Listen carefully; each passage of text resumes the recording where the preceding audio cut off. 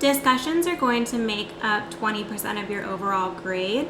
15% is going to come from our synchronized group discussions, and those are going to be on a weekly basis, or more likely on a class by class basis. This is where you will sort of engage with the reading materials, the lecture materials, your own ideas as they develop when you're writing your essays. And the reason why we're using the synchronized group format is to avoid those sort of instances where it feels like a discussion board is just everybody answered the question, nobody really got a chance to interact.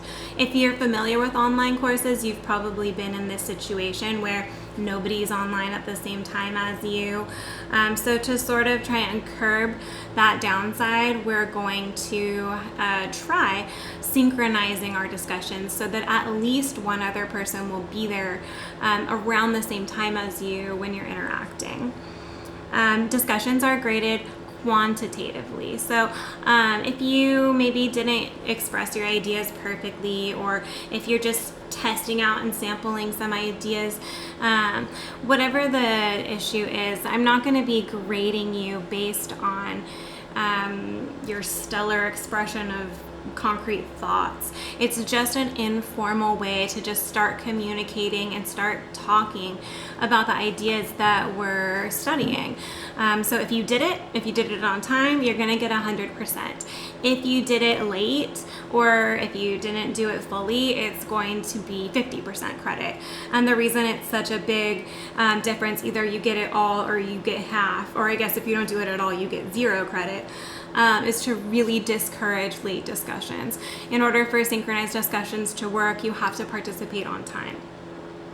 And then a small chunk of your grade for discussions is going to be based on a discussion leader sort of project, where at the beginning of the week, if it's your week to volunteer as the discussion leader, you will share your contextualized course-related discussion prompt or discussion question.